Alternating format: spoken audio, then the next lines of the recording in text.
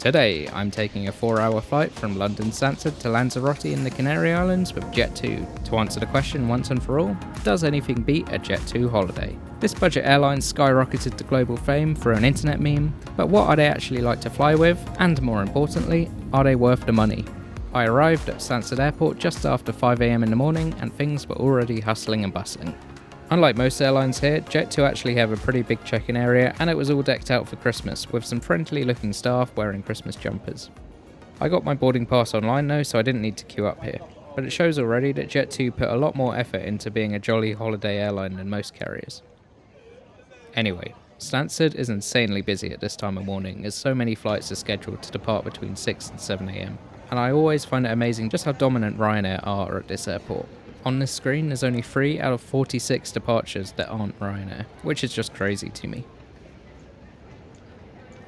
Security was relatively efficient as they have the new scanners, which mean you don't need to remove laptops and liquids, but this is still very much a leisure airport and people still seem to dawdle about a lot, so it took about 15 minutes in total to pass through.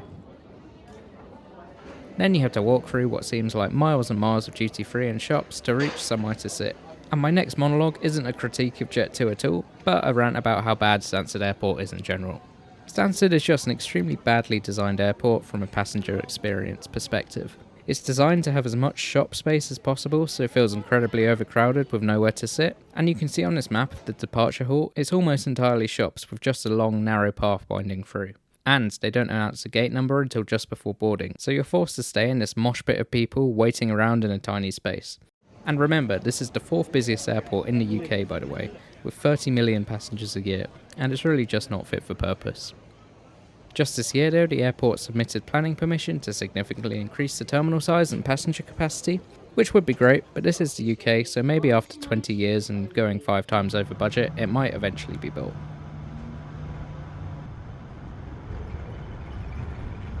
Anyway, since I get free access through Amex, I went to the Escape Lounge, which like the rest of the airport was packed.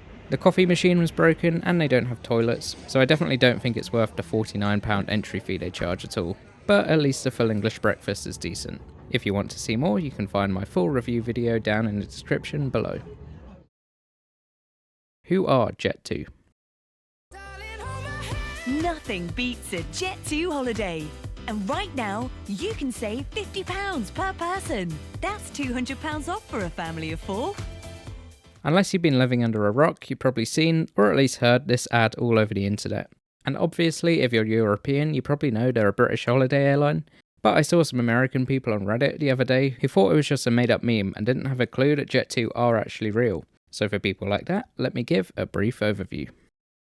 They started off in the 1970s and 80s as a regional airline flying to the British Channel Islands and doing cargo and charter services, and went through a few owners before being rebranded as the Jet2.com we know and love today and moving their base to Leeds Bradford Airport. From there they grew rapidly, buying more Boeing 737 aircraft and started offering holiday packages in 2007, until we reach today where they fly to about 75 destinations from 14 different airports across the UK. And in 2023, they beat TUI to become the UK's largest package holiday operator. So, all very exciting, and I'm ashamed to say that even though I've flown them a few times, I've never actually taken a Jet2 holiday. Shame on me.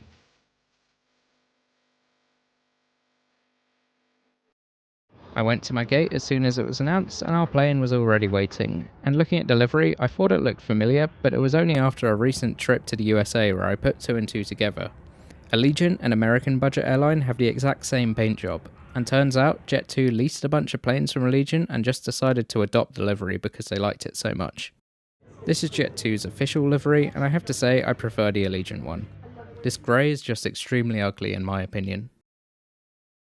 Also fun fact, their airline code is LS, which represents the first 2 letters of the Leeds postal code, which is where they're headquartered. Boarding was slightly delayed as the crew got delayed going through security, but before we step on board, here are the stats for today's flight, where we would head south almost 3,000 kilometers down to the Canary Islands just off the coast of Africa. And despite leaving 50 minutes late, we made up some time in the air to land 15 minutes late in Lanzarote. As is usually the case at Stansted, you get the pleasure of walking upstairs rather than using a jet bridge, and I was sitting near the back so I boarded in the rear.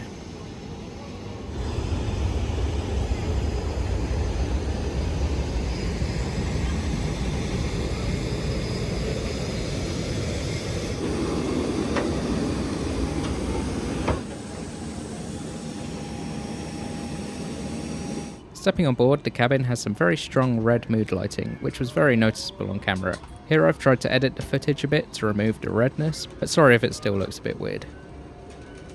The cabin is a very typical 189 seats in a free layout, and supposedly they have 29.5 inches of seat pitch, which doesn't sound too bad, but in reality it feels really bad. Maybe even worse than Ryanair from memory. It might not look too bad here, but I'm only 5'6". There's also no seat back pocket at all. The seat is rock solid and the armrest is non-existent. Just look how stubby it is here.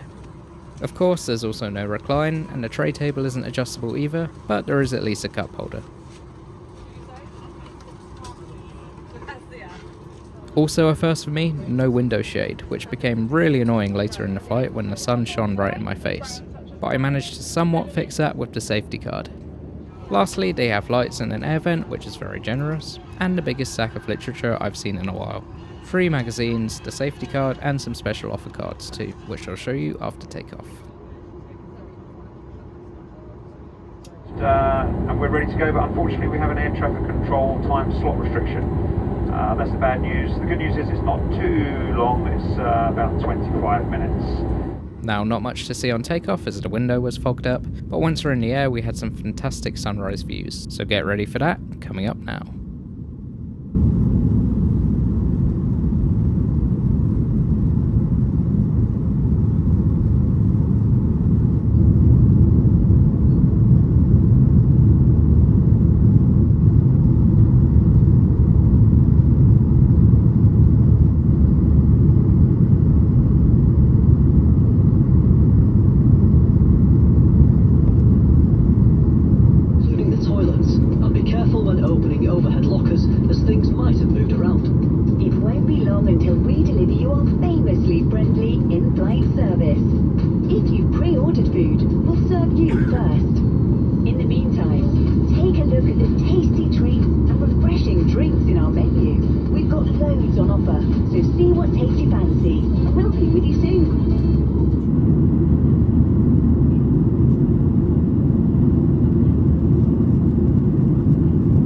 For maybe 15 minutes after takeoff, there was a suspicious leak coming through a few gaps in the wing. No idea what it was, but it had a yellowish tinge and stopped once we reached cruising altitude.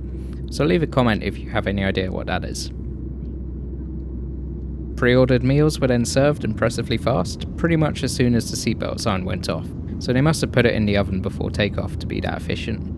I got peri-peri chicken, which was fine I guess, a bit on the stodgy side and kinda bland though. It came with a cereal bar, bread roll and some butter, and it cost £11.25 with their bundle discount, so not bad overall. Just a note though, if you want a full meal you have to pre-order as only sandwiches and snacks are available in flight. Also the pre-order menu is pretty extensive, so you should be able to find something you like. You also get a 10% discount on the price if you book with a seat, and a 20% discount if you book food, a seat and luggage altogether, so that's quite generous. They also give you 10 kilograms of free carry-on luggage, which is almost unheard of these days for budget airlines. As I mentioned during the seat tour, they have an impressive amount of literature packed into each seat, a magazine, cafe menu, duty-free menu, a card with some offers on it, and the safety card. Probably the reason they removed all those window shades, so they could add all this paper without weighing the plane down too much. They also have crosswords and Sudoku, and the food menu is quite reasonable too. £5 for a sandwich is cheaper than most airlines at least. And lastly, the duty-free has exactly the same stuff as every duty-free magazine. Now onto the toilet. It's small and cramped, same as any 737 toilet, but it did have this cool camel on the wall staring at you. The rest of the flight was uneventful, and my only annoyance was that the sun was directly in my face the entire time. And since there were no window shades, I had to craft this makeshift shade. Other than that annoyance though, it's really just a typical budget airline experience, and before I knew it, we were descending into a very gloomy Lanzarote. People usually come here for some sun and to escape the British winter, but today the opposite was true, as a big storm was hitting the Canary Islands. You'll find out more about that in my next videos, but for now, here's the landing.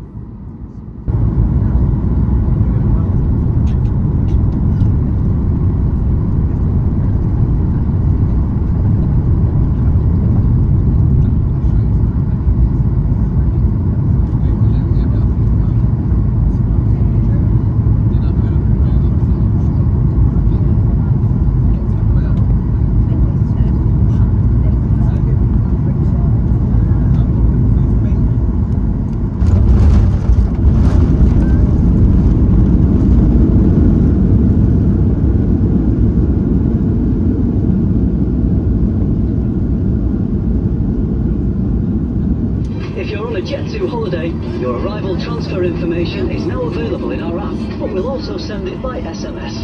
Thanks for flying with us today, and from all of us, have a lovely holiday. So here we are in Lanzarote, and I have to say I feel sorry for anyone coming here on an actual holiday as the weather was awful. Luckily I was only here to review Jet2 though, so here are my final thoughts. Really, Jet2 are just another budget airline and the whole experience reflects that. They do a few things better than most budget airlines though, like the free carry-on bag, which an airline like Ryanair would charge about £30 for, and the relentless holiday spirit you get from both their ground and flight crew was quite nice. But the seat is still bad, and the fact the plane didn't have any window shades was criminal. They also tend to be more expensive than the likes of Ryanair and Wizz Air, though my flight today was an exception, costing only £31 for the base fare. But that was only because I booked during a 20% off Black Friday sale. If the price is competitive and cheaper than full service airlines like British Airways, I would definitely fly them again. Otherwise, I would only recommend flying Jet2 if you're also going on a Jet2 holiday. And if I'm being brutally honest, I can think of many things that beat a Jet2 holiday. So thanks to all that, I'll give them a 4 out of 10 on my airline tier list, on par with the likes of EasyJet and Wizz Air, but still very much a budget experience. Now in the next few videos I'll be flying Canary Fly to Tenerife, Air Europa to Amsterdam, and Air France business class through Paris, and that will be full of exciting stuff like diverted flights and seeing a mouse scurrying around the Air France business lounge. So subscribe if you want to stay up to date with all that, click the like button if you enjoyed this video, thanks a lot for watching, and goodbye.